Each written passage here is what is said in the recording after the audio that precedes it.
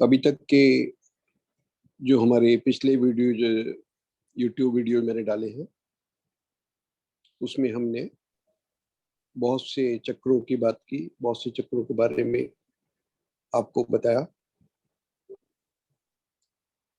और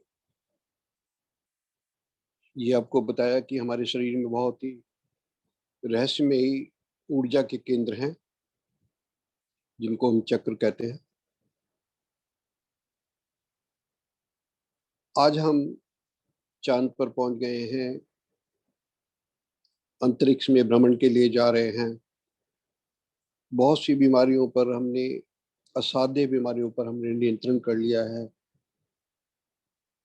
सृष्टि के बहुत से रहस्यों को हमने जान लिया है। सौर मंडल के बहुत से नक्षत्रों को, तारों को हम देख सकते हैं दूर से। मनुष्य ने बहुत तरक्की की है, लेकिन इतना सब करने के बाद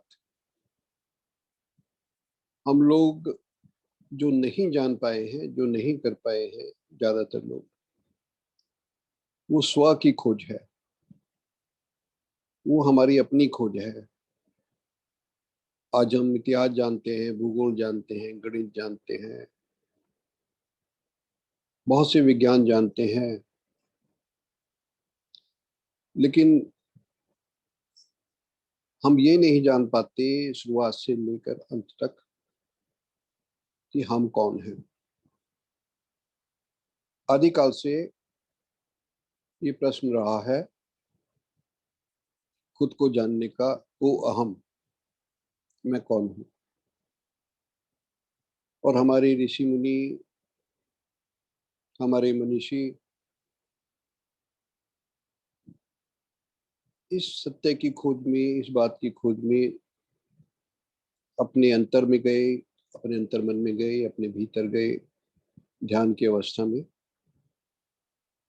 और उन्होंने इन रहस्यों को जाना कि हम कौन हैं, हमारे भीतर क्या है, हमारे भीतर के क्या रहस्य हैं। और उन्होंने ये बताया कि जो समस्त सृष्टि है ये परमात्मा का शरीर है, और इस सारे शरीर को परमात्मा की जो चेतना होती है वो चलाती है, जिसको गॉड एनर्जी कहते हैं। ये हमारे ऋषि मुनियों ने कहा, कण कण में भगवान है। बहुत सरल भाषा में उन्होंने बताया। कण कण में भगवान है का मतलब है कि हर कण में, हर जर्रे में परमात्मा की ऊर्जा का निवास है, परमात्मा की चेतना का निवास है। और उसकी इच्छा से ही सब काम होते हैं। उसने जो सृष्टि के नियम बनाए हैं कुछ, उस सृष्टि के नियमों से ही सब काम होते हैं। हमको जीवन मिलता है, जीवन के कर्म मिलते हैं, हमारा भाग्य बनता है। जिस समय हमारा जन्म होता है उसी पल हमारी मृत्यु का समय भी निश्चित हो जाता है। जिस समय हमको जन्म मिलता है उसी पल हमारा भाग्य भी लिखा जाता है। हमारे पूर्व जन्म के कर्मों के आधार पर हमारे जीवन के सुख दुख उनका निर्धारण हो जाता है। हमारे ऋषियों ने इस रहस्य को जाना और ज्योतिष शास्त्र भी बना, जिसमें ये बताया गया कि भविष्य में क्या होगा, किस ग्रह में कोई किसी बच्चे का जन्म हुआ है, उसके आधार पर उन्होंने गणना की और गणना के आधार पर बताया कि भविष्य क्या होगा। ऐसे बहुत से रहस्यों को हमने जाना, और साथ ही उन्होंने अपने भीतर के रहस्यों को भी देखा, जाना। जब हम अपने भीतर गए, जब वो भीतर गए, तो उन्होंने देखा कि जिसको हम जीवन भर स्व मानते हैं, मैं मानते हैं, वो केवल हमारा निवास स्थान है, वो हमारा घर है। और भगवान कृष्ण ने भी गीता में कहा कि जिस प्रकार हम अपने कपड़ों को बदलते हैं, वस्त्रों को बदलते हैं, उसी प्रकार हमारी जो आत्मा है, जो हमारे भीतर का स्व है, वो अपने शरीर को बदलता है। आज ये शरीर है, कल वो शरीर है, कल वो शरीर था। कितने ही हमारे संबंधी होते हैं, कितने ही हमारे परिवार होते हैं, कितने ही हमारे माता पिता होते हैं, कितने ही हमारे बच्चे होते हैं। हर जन्म के हमारे अलग अलग रिश्ते नाते होते हैं जो एक जन्म के साथ में समाप्त हो जाते हैं, एक मरण के साथ में समाप्त हो जाते हैं। कितने ही घरों में हमारी तस्वीरें टंगी होती हैं, लेकिन आज हम अगर वहां जाते हैं तो उस तस्वीर को देखकर भी अपने को नहीं पहचान पाते कि हम वही हैं। ये रहस्य हैं जीवन के। जब वो अपने भीतर गए तो उन्होंने देखा कि हमारे इस निवास स्थान में चेतना के केंद्र हैं जो सारे शरीर में, अंतर्मन में, ऊपर से नीचे तक फैले हैं, जो कि सारे शरीर को, मन को, आत्मा को ऊर्जा प्रदान करते हैं, चेतना प्रदान करते हैं। और वो जो नाड़ियां, उनका नाम दिया, नाड़ियां हमारे सारे शरीर में फैली हैं। और जहां जहां पर वो नाड़ियां मिलती हैं उनको उन्होंने देखा कि वहां पर त्रिकोण के आकार के चक्र बने हैं।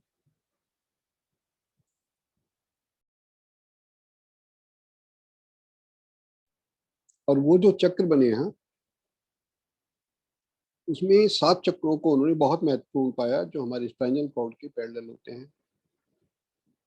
उन्होंने देखा कि इन 7 चक्रों का हमारे जीवन में बहुत ज्यादा महत्व है। जो बाकी चक्र हैं उनका भी महत्व है।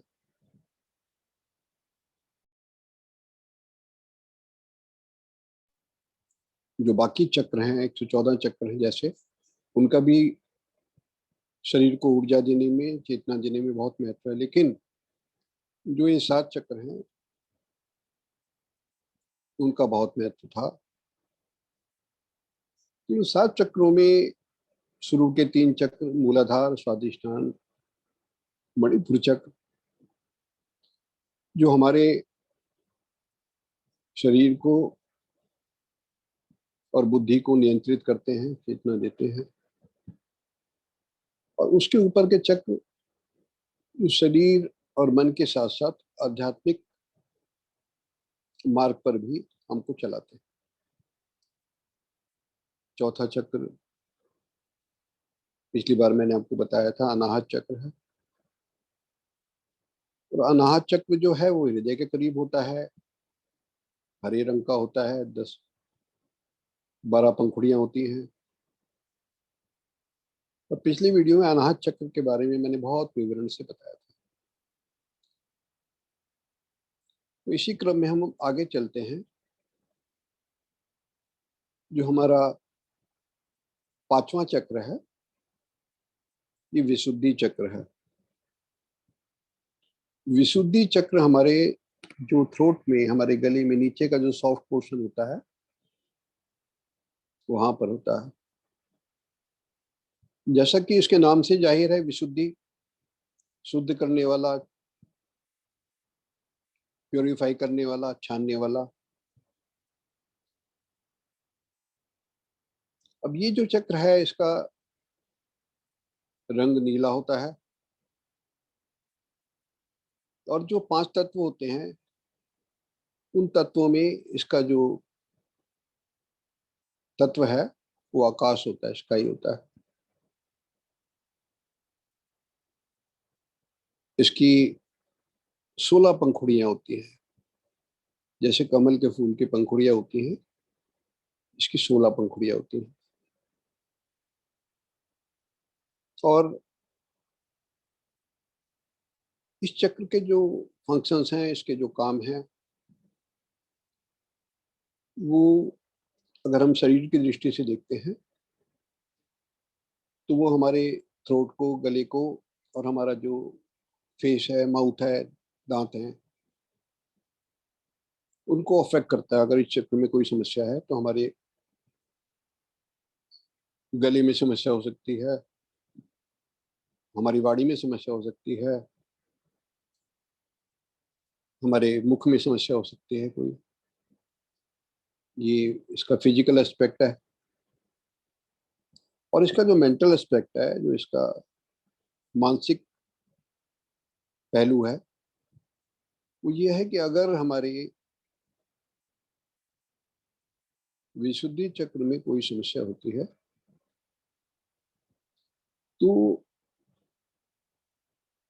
हमको बोलने में, अपनी बात को व्यक्त करने में, अभिव्यक्ति में, हमारी स्पीकिंग कैपेसिटी में समस्या आती है। ऐसे बहुत से लोग होते हैं जो सोचते बहुत हैं, लेकिन जब बोलने की बारी आती है तो वो बोल नहीं पाते, अपनी बात को अभिव्यक्त नहीं कर पाते। ऐसे बहुत से लोग हैं जिनको अगर आप स्टेज पर खड़ा कर दे पब्लिक स्पीकिंग के लिए, लोगों के सामने बोलने के लिए, तो वो एक शब्द भी नहीं बोल पाते, घबरा जाते हैं। तो जिन लोगों के विशुद्धि चक्र में समस्या होती है वो आत्म केंद्रित रहते हैं, शाई नेचर के होते हैं, इंट्रोवर्ट होते हैं, अपनी बात को एक्सप्रेस नहीं कर पाते, बोलते नहीं है ज्यादा। और जिनका ये अति जागृत होता है, ज्यादा ओवर एक्टिव होता है, ये अंडर एक्टिव भी होता है, ओवर एक्टिव भी होता है। जिसका ओवर एक्टिव होगा वो बहुत ज्यादा बोलेगा, बेकार की बातें बोलेगा। अब बहुत से लोगों को देखते हैं कि वो कुछ भी बोलते हैं, अब शब्द भी बोलते हैं, अश्लील बातें भी बोलते हैं, अनाप शनाप बातें भी बोलते हैं, और इसका मतलब ये है कि ये बैलेंस नहीं है, ओवर एक्टिव है। और जिसका ये बैलेंस है वो नाप तोल के बोलेगा, बातों को छान के बोलेगा, शुद्ध भाव से बोलेगा, वही बोलेगा जो बोलना चाहिए। और कोई भी ऐसी बात नहीं बोलेगा जो अशोभनीय हो, जो गलत हो। तो ये इसका मानसिक पक्ष हुआ। अब ये जो ऊपर के चक्र हैं, अनाहत चक्र के बाद से सब आध्यात्मिकता से जुड़े हैं। तो इसका आध्यात्मिक पहलू क्या है? इसका आध्यात्मिक पहलू ये है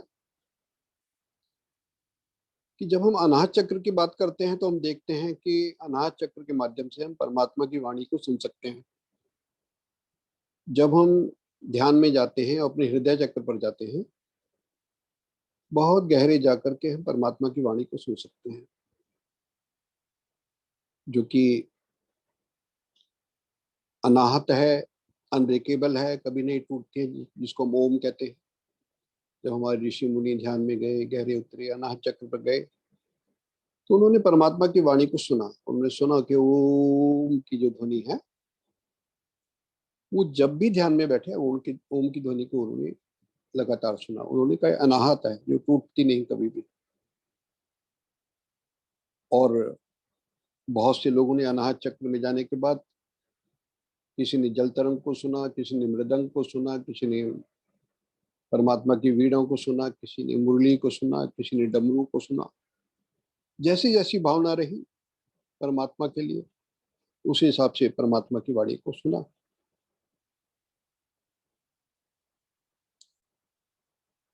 तो ये तो परमात्मा को सुनने का माध्यम अनाहत चक्र था। अब जो परमात्मा ने बताया, जो ज्ञान अर्जित किया, जो ध्वनि हमने सुनी, जो बातें परमात्मा ने हमको बताई, तो उनको बोलने का माध्यम था, जो बताने का माध्यम था, वो हमारा विशुद्धि चक्र।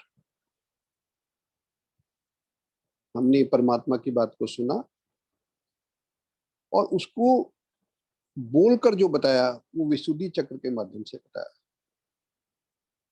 जिसका विशुद्धि चक्र जागृत होता है वो परमात्मा की वाणी को बोलता है। वो वही बोलता है जो परमात्मा उसको बताता है, जो ज्ञान की बातें हैं।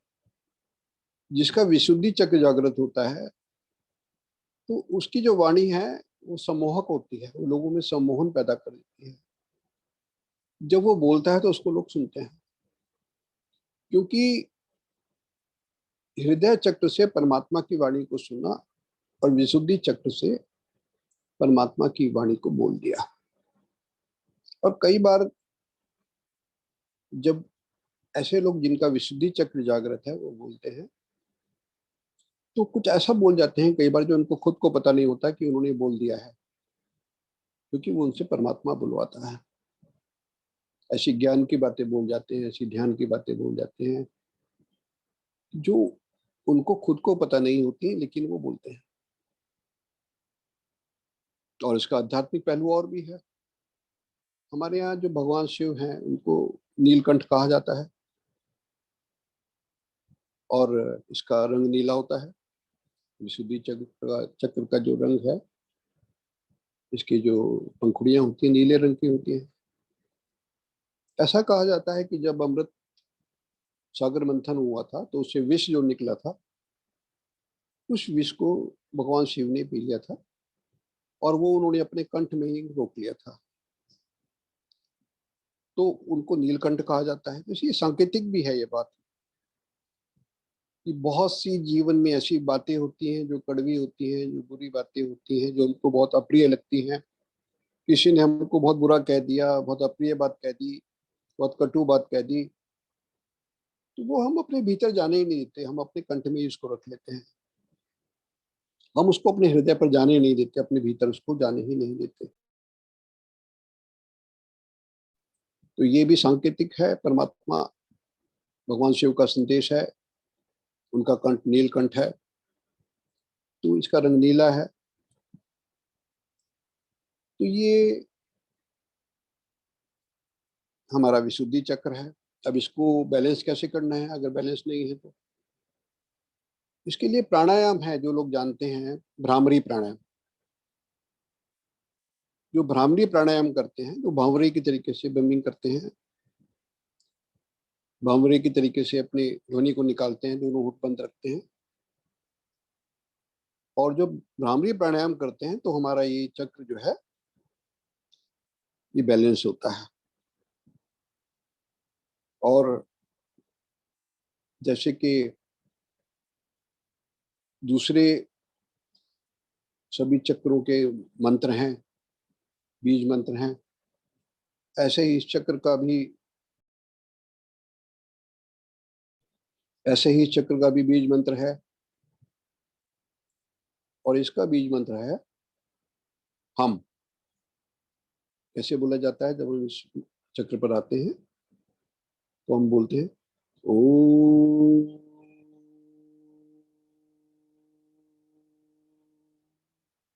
हम।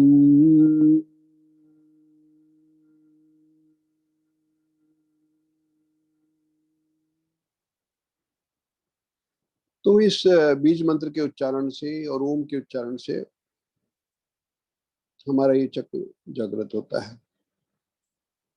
तो आइए एक बार हम अपने सभी चक्रों पर चलते हैं और अपने चक्रों को जागृत करते हैं।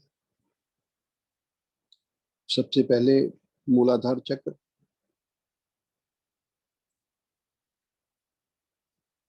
सबसे नीचे का चक्र हमारे स्पाइनल कॉर्ड के पास, लाल रंग की पंखुड़ियां हैं।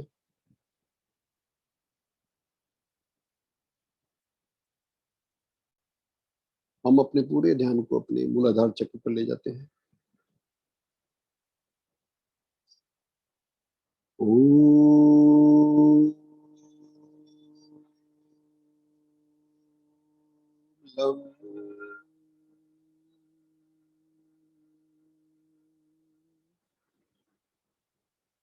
ओम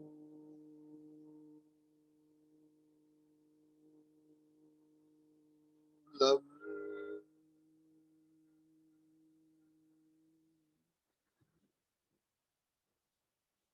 ओम लम।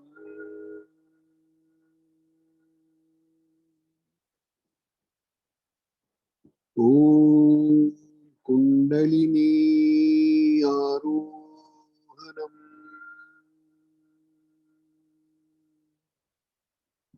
ओम कुंडलिनी आरोहणम।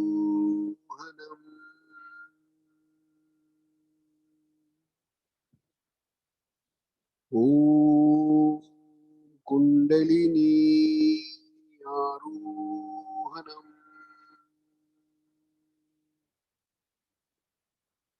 स्वादिष्ठान चक्र,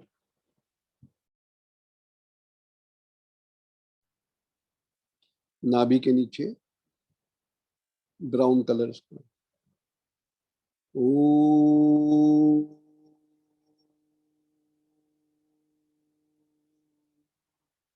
वम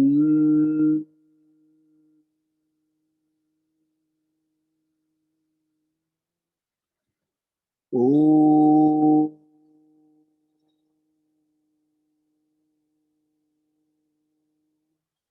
वम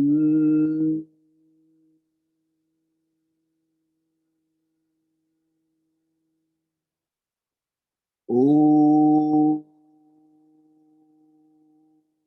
वम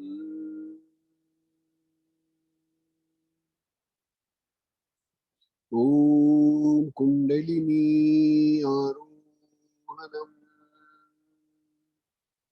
ओम कुंडलिनी आरोहणम। ओम कुंडलिनी आरोहणम।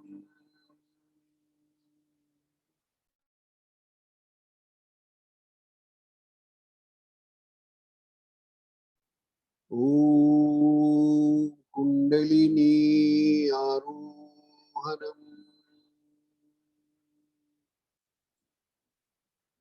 मणिपुर चक्र, नाभि के ऊपर पीले रंग का चक्र।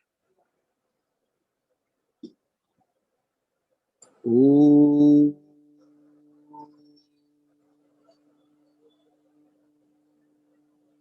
ब्रह्म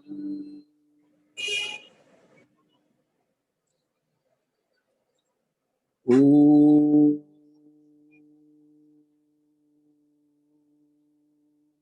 ब्रह्म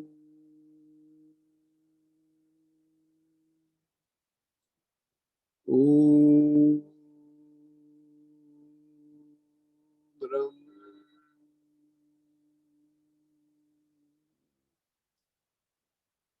ओम कुंडलिनी आरोहणम।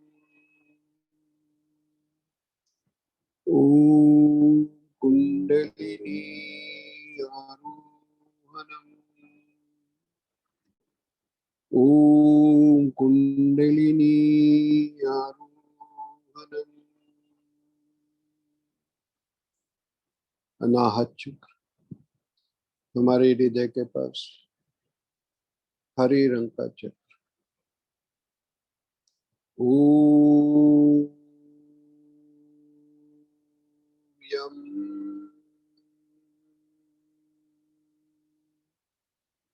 ओम यम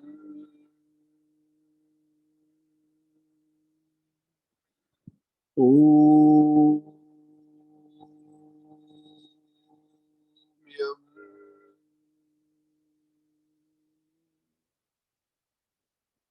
ओम कुंडलिनी आरोहणम। ओम कुंडलिनी आरोहणम। ओम कुंडलिनी आरोहणम।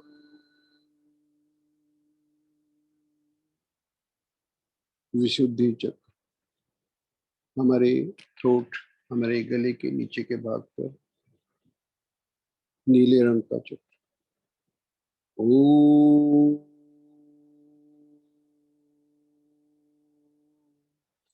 हम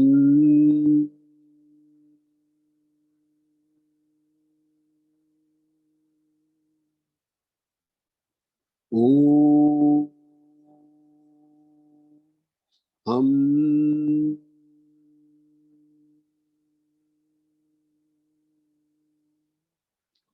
ओम हम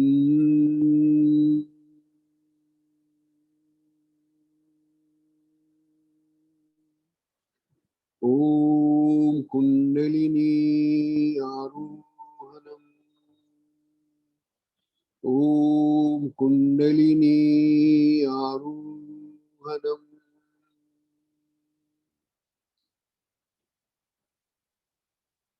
आज्ञा चक्र हमारी दोनों भवों के बीच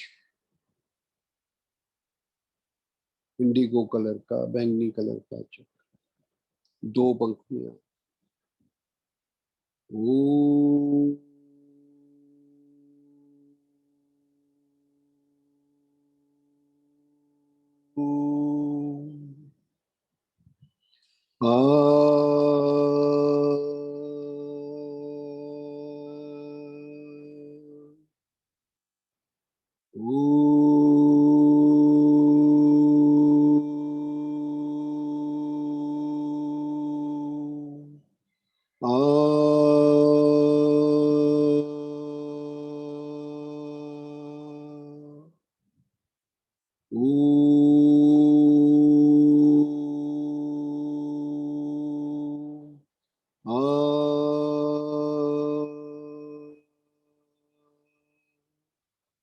ॐ कुण्डलिनी आरोहणम्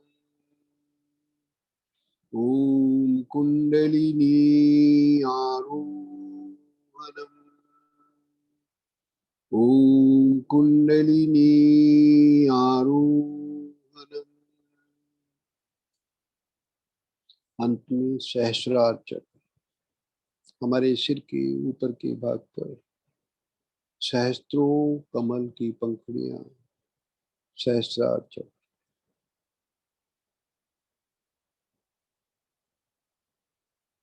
ओम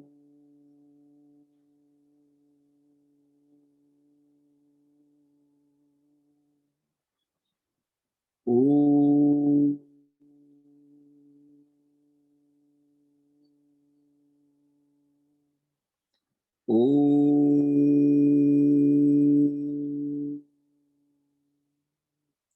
ओम विश्वानि देव सवितुर्दुरितानि पराशुवा यद्भद्रं तन्नाशुवा।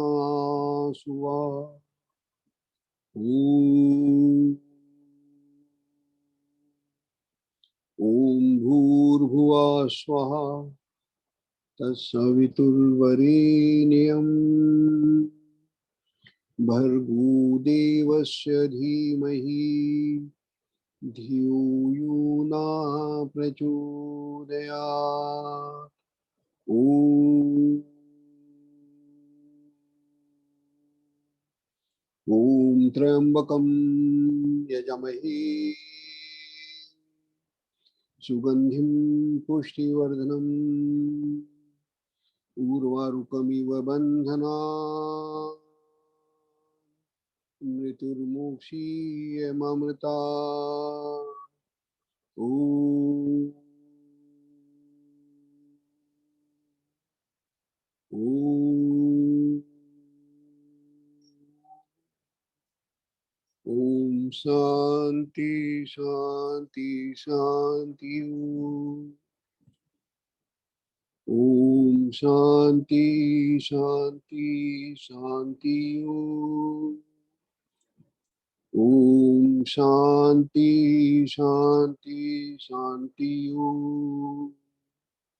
ओम सर्वे भवन्तु सुखिनः, सर्वे सन्तु निरामयाः, सर्वे भद्राणि पश्यन्तु मा कश्चिदपि दुःखभाग् भवेत्। ओम